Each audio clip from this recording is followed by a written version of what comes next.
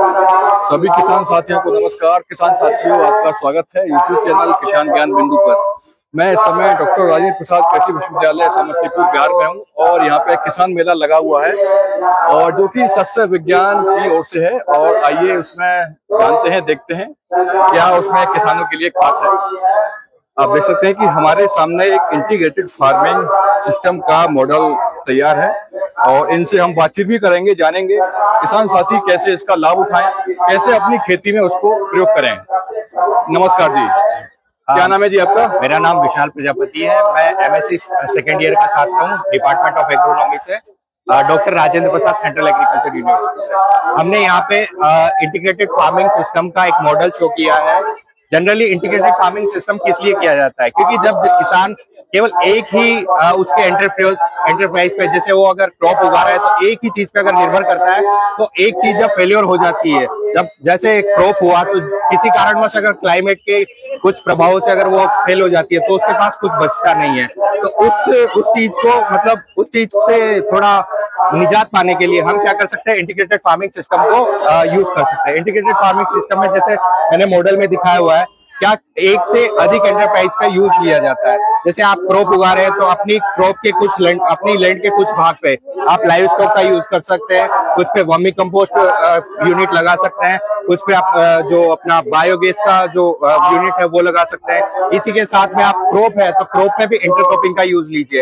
Intercropping में आप क्या कर सकते हैं, जैसे मेज है, मेज के साथ आप लोबिया लगाते हैं। मतलब आपको सीरियल के साथ में अगर आप दलहनी फसलें लगाते हैं तो उससे क्या होगा कि आपकी जमीन में जो दलहनी फसलें होती है वो नाइट्रोजन स्थिरीकरण का काम करती है, नाइट्रोजन फिक्सेशन का काम करती है। उससे क्या होता है कि जमीन की उपजाऊ क्षमता बढ़ती है। जैसा कि आप देख पा रहे हैं डे बाई डे क्या हो रहा है, फर्टिलाइजर का बहुत ज्यादा हम यूज कर रहे हैं, उससे हमारी सोइल की उर्वरता बहुत ज्यादा घटती जा रही है। तो इसीलिए हमको अगर हम मतलब इंटीग्रेटेड फार्मिंग सिस्टम का यूज करते हैं और ओनली क्रॉप में भी हम जो इंटरक्रॉपिंग सिस्टम को यूज करते हैं तो उससे किसान को बहुत ज्यादा फायदा मिलेगा।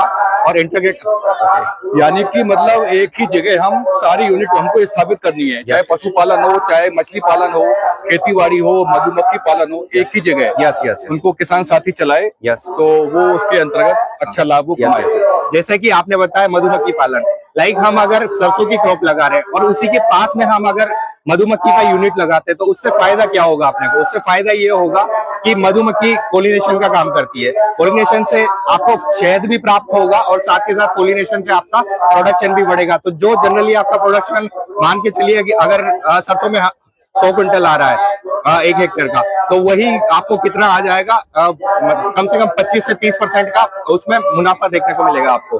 तो ये यील्ड, यानी कि हमारा जो मधुमक्खी पालन है वो तो होगा ही होगा, उसके साथ साथ हमारी यील्ड भी बढ़ेगी, यील्ड भी बढ़ेगी, उपज भी बढ़ेगी। Yes yes. तो आपको एक साथ डबल प्रोडक्ट भी मिल रहा है, मतलब शहद भी मिल रहा है और वैक्स भी मिल रहा है और उसी के साथ साथ आपकी उपज भी बढ़ रही है।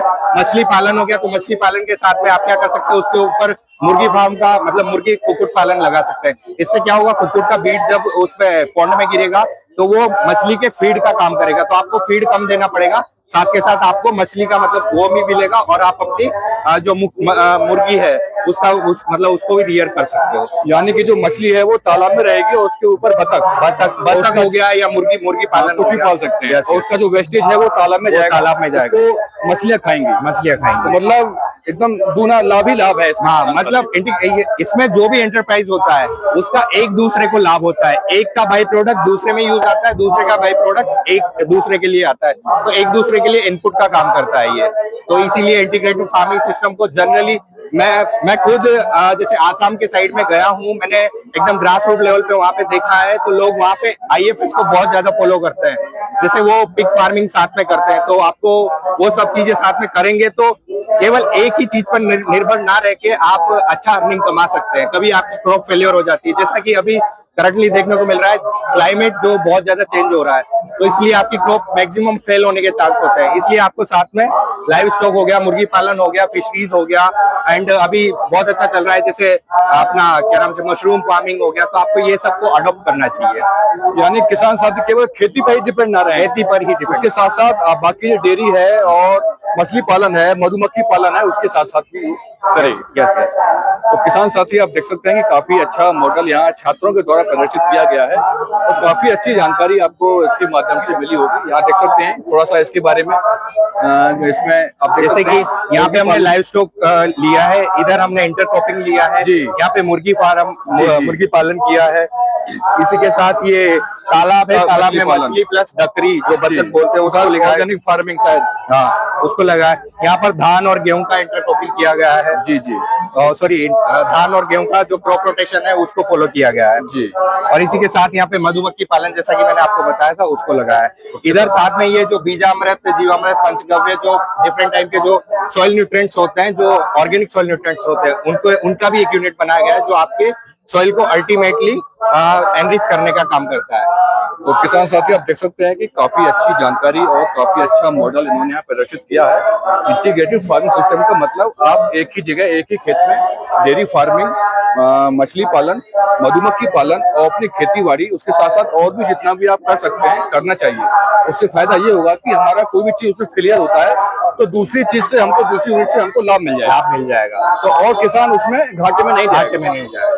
तो इससे किसान साथी अपने जो नुकसान होता है, घाटा होता है खेती में, उसको कम कर सकते हैं। काफी अच्छा मॉडल ये है इंटीग्रेटेड फार्मिंग सिस्टम। और जानकारी देने के लिए आपका बहुत बहुत शुक्रिया। और जानकारी अच्छी लगी तो वीडियो को लाइक करें और वीडियो पाने के लिए चैनल को सब्सक्राइब करें। नमस्कार।